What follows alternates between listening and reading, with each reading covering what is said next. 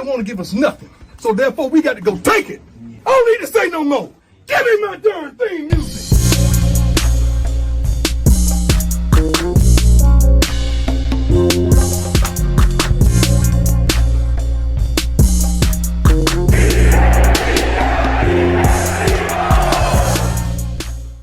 Welcome to the DY Prods channel. I'm your guy, DY Fly. What it do?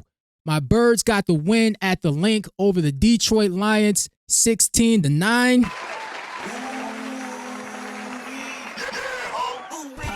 To the competition.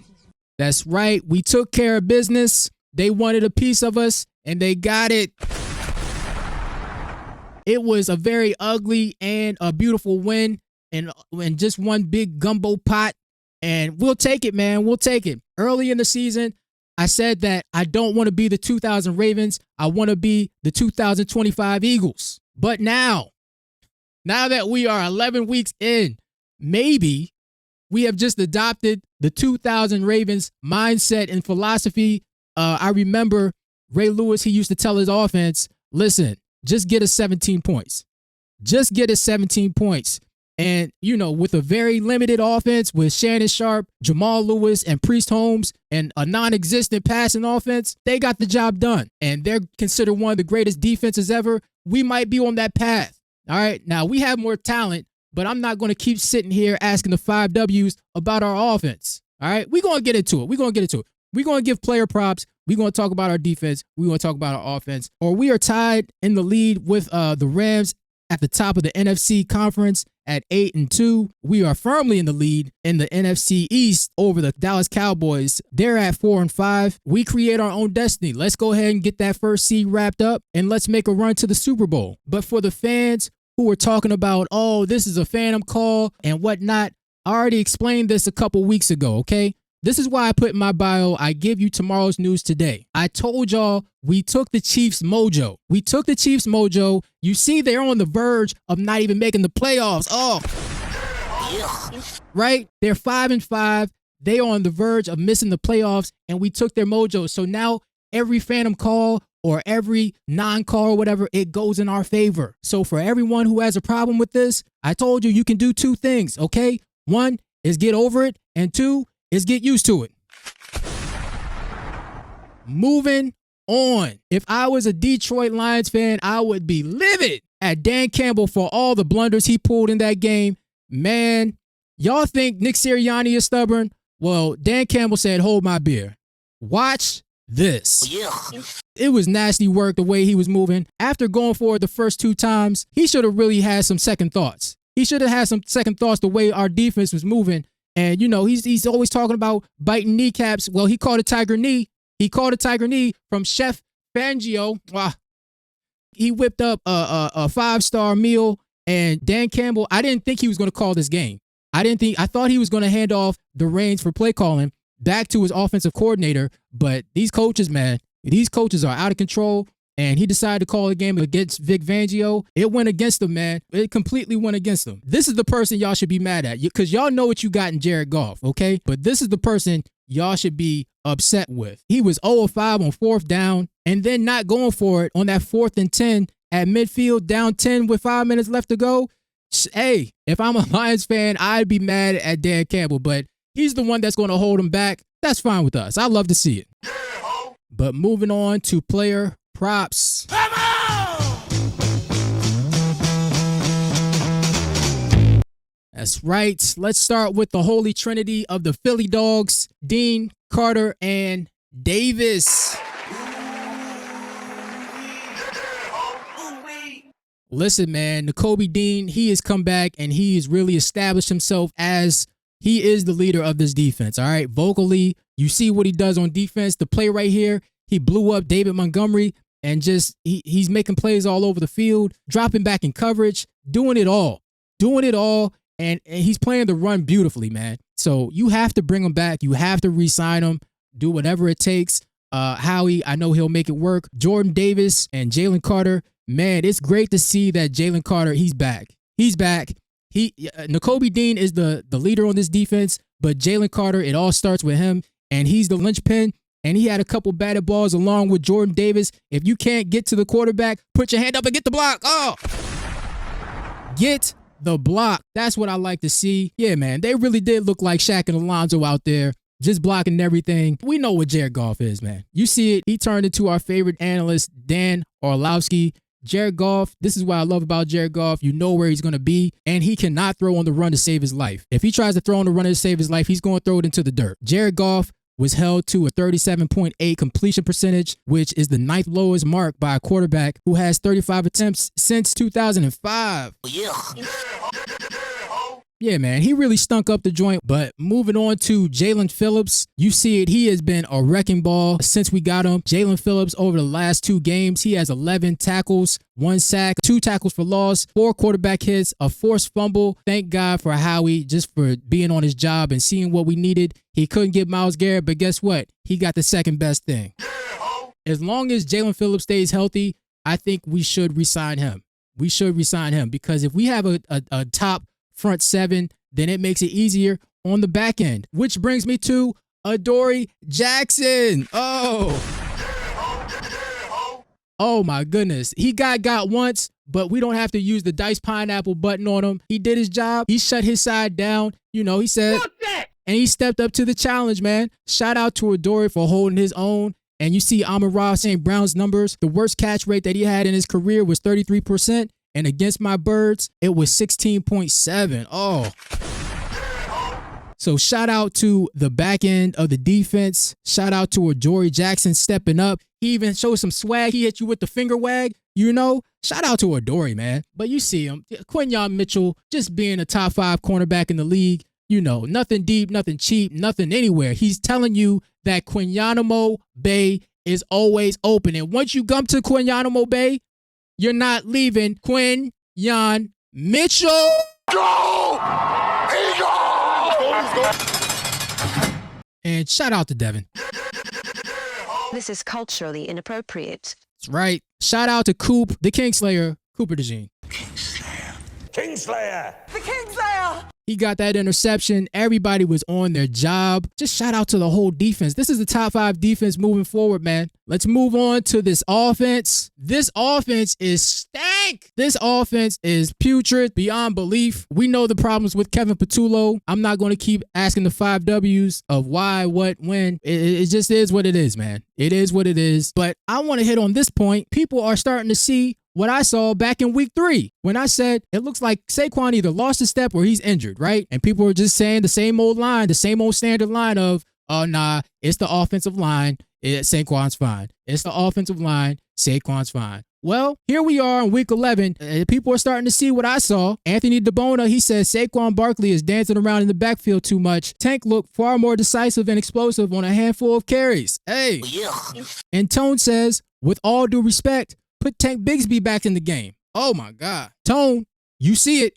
You see it. I know you see it. Now, to me, running back is the easiest position to evaluate, okay? It is the easiest position to evaluate on the offensive side. So if I lose my ability to evaluate the quarterback, wide receiver, tight end, whatever, just like when they say in hoops, the last thing to go is your shot, the last thing I will lose my ability to evaluate is the running back position. When I say Will Shipley ain't the running back 2 that we need, I meant it. When I say Tank Bigsby is the perfect running back 2, I meant it. And when I say Saquon Barkley looks like he lost a step or he ain't the same dude as last year, I meant that too. And I conceded to older people who watch more film than I do, just run with the narrative that it's just the offensive line. I didn't feel like it was a fight worth fighting, so I conceded. But from now on, I'm trusting my eyes. I don't want to set any narratives. I just want to go with what I'm seeing, okay? So I'm trusting my eyes from now on. But I'm seeing all over Twitter, people are now starting to agree with me. And they're starting to see what I see. That Saquon, he ain't the same dude as last year, okay? 7 weeks later. And that's all I was trying to say, is that Saquon, eventually, you have to make somebody miss. I know the offensive line ain't perfect. I know it ain't perfect. But you got to make somebody miss, or you got to get skinny and hit the hole. And when you put him next to Tank, and Tank, as soon as he gets the ball, and he looks like a ball of explosion, just a big ball of energy, and just goes, you know? And he looks like a poor man's version of Adrian Peterson. That's what I said. I meant it. So it's a good thing that we have Tank so we can use him, and we can use him in combination with Saquon. So if he's not feeling 100%, then we can go with that. Saquon is looking for the home run. And that's how he ran with New York. Ask any Giants fan. He looks for the home run. That's one of the problems that the Giants had with him. But that was one of the things that we benefited from because we had the offensive line to open up those holes. Now that those holes aren't open, he's looking for the home run. Now he's running to the back of the offensive line. And he needs to get skinny and try to hit the hole a little bit faster. But the ironic thing about all this is the past 2 games, he's looked a whole lot better to me. Like he's actually gotten shifty with it and he's making people miss. So can Saquon get better as the season goes along? Yes. But I think until then, I'm all for using Tank Moore in tandem with Saquon until he gets right or just to take some pressure off of Saquon. Either one's good with me, but yeah, let's incorporate Tank Moore. And that's all I got to say about that. Nick Sirianni. Nick, you're making it tough to defend you when you have back-to-back weeks of crucial boneheaded mistakes that could have cost you the win. But nevertheless, we got the win. And Philly Godfather says, I still don't think Nick Sirianni is the sharpest tool in the shed, but I realized his greatness. 95% of the coaches in the NFL are effing morons. All Nick has to do is not be as effing stupid as they are. And that's the truth, man. That's the truth. It is what it is. He got the win. People are saying one of these days, I tell you, one of these days, Nick Sirianni won't get away with doing something dumb.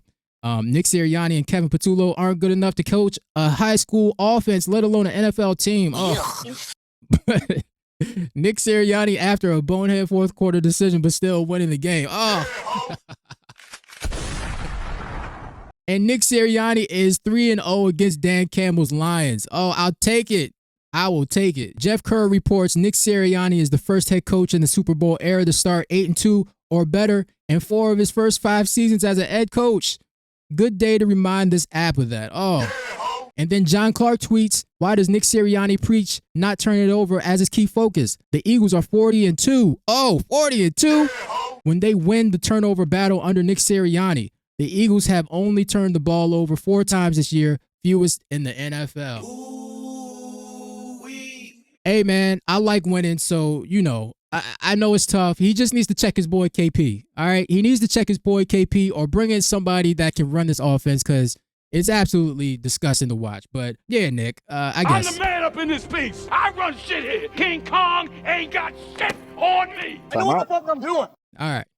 But we do have bad news. Lane Johnson will be out for 4 to 6 weeks after suffering a Liz Frank injury. Yeah, man. In my last video, I said we need to watch out for that. And it seems like he is going to miss some time. I hope that he sits out for the whole 6 weeks. We're going to need him for the stretch run. But him being in and out of the lineup does remind me of the 2017 Super Bowl run where Jason Peters, he was at the end of his rope and he would start a game, but he wouldn't finish a game. And it was so bad that me and my boy, we would go out to eat and we watch the games all day or whatever. And, you know, we would have over-unders of when Jason Peters would leave the game.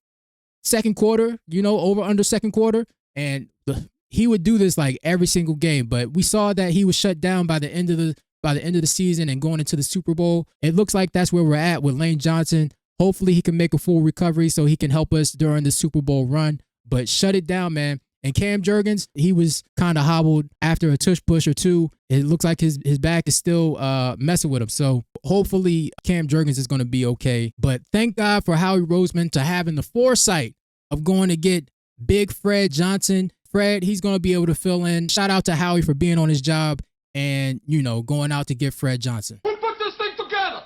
Me. That's who. Moving on to AJ Brown. Yeah. Listen, man, I've tried to be firm but fair, and AJ, he makes it hard to defend. All right? He really does. You can't complain all season, essentially, and then do stuff like this, okay? Now, I'm not going to lie to you. When it initially happened, when the play happened, I didn't see the replay, okay? I didn't see the replay until the next day. Now, from this angle, this is egregious, man. This is egregious. This is the second play in so many weeks, in the past couple weeks where you're one-on-one and you don't run the full route. I can't defend that, man. And you can't do that. I think fans are fed up with AJ. Now, I think the fans are a little bit past 50-50 with being fed up with AJ, and they don't care if he leaves or stays now. I guess I'll say it now since we're at that point. But even before the season, I thought that we should trade AJ after this season. And it's not because of the nonsense that's going on around the team, but it's more because of his archetype.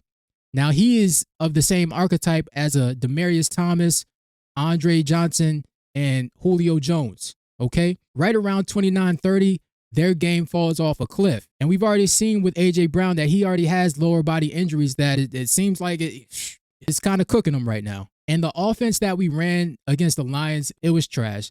When I said that ajbrown should get more targets, it's not just to force feed him the ball, okay? It wasn't just to force feed him the ball. It was supposed to work him into the offense. Maybe the coaches know that AJ is cooked. Maybe the coaches know AJ is cooked. That's why, more targets have been going to Devontae's way. And we just need to use AJ kind of like, like a DK Metcalf. Maybe we should use him like that. I don't know. But if the coaches have been calling the games because they know that he's not what he used to be, then the play calling makes sense, all right? And they just don't want to tell him that he's cooked. But the game plan just to throw him a whole bunch of balls and not really work him into the offense and leaving Smitty only with, 2-3 targets, Dallas Goedert with a couple targets, that's not it, all right? And I think Devontae is the number one receiver now. It's official. After this game, seeing this, because he couldn't separate, but I don't want to hear anything else from him, honestly. I don't. You see my quarterback, he looks like he wants to snap on somebody, and I don't blame him. I don't blame him. The offense that they're running, it's a Mickey Mouse offense, and he should want to smack somebody right now. He really should. But Jalen, he didn't have a good game, and I think the operation of this whole thing is just completely screwed. KP's not good. He's not good at all. Nick needs to take accountability for this, man. I don't know if he needs to completely move KP out the way, bring in Doug Peterson. I would like to see Doug Peterson come in. Honestly, I would. Jalen has worked with him before. Either that or somebody else. I don't know. People are saying Brian Daboll. I don't know. I don't know. We can't keep going on like this, but I'm not going to harp on that too much because we have a Super Bowl defense. But lastly, I just wanted to touch on this. I'm not going to get too much into it, but I saw it live with Seth Joyner, Mark Farzetta, and Derrick Gunn. He said some heavy things that, maybe the people in the organization isn't happy with Jalen and that he's going off script more times than we know. If that's the case, I don't know. I don't want to speculate on it. I want to get more information before I say anything about this. But, I don't want to say anything bad about D Gunn. But why bring this up now? After a win, after we beat Detroit, why would you bring this up now? I don't get it. I don't get why he would bring this up now. I know Jalen Hurts didn't have a great game, but you saw the game plan. It was throw AJ a whole bunch of targets, and it wasn't really a game plan. So if you know that's the case, why throw more fuel on the fire? It doesn't make any sense. I don't like it. And whether it's true or not, I know he has sources or whatever, but, I don't like it, man. I don't like it. But if all this is true, and if you know that there's tension going on around Jalen, and you know how the Philadelphia media works, why would you throw this out there? That's my point. And when people say that, he doesn't have an agenda, or all right, that's cool, but how about you protect the players if you care? Maybe you don't care about Jalen. I don't know. But nevertheless, my birds, we are in first place. It is Dallas Cowboys week. We're going to put them in the dirt. To the competition. We are in first place in the conference. We're in first place in the division, and we're looking towards that number 1 seed. We just got to accept this is who we are and be happy with it. We're going to keep stacking wins until this offense gets it together. But we have a Super Bowl ready defense, so I'd rather have it this way than the other way around. So let's enjoy these wins, and hopefully the offense can get it together. But that's all I got. Like, comment, and subscribe. We're 8-2 and in first place. And if you don't like that, you know the deal. Nigga, you gonna get down or you gonna fucking lay down.